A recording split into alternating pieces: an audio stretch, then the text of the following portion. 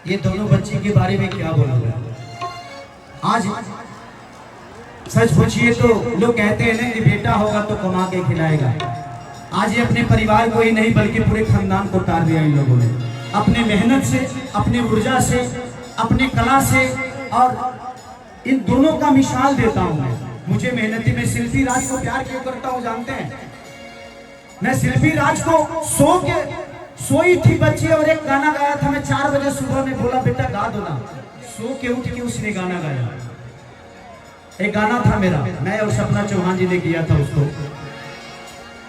कि दांते से कटना जाते अरे गालियां हो टमाटर जैसा।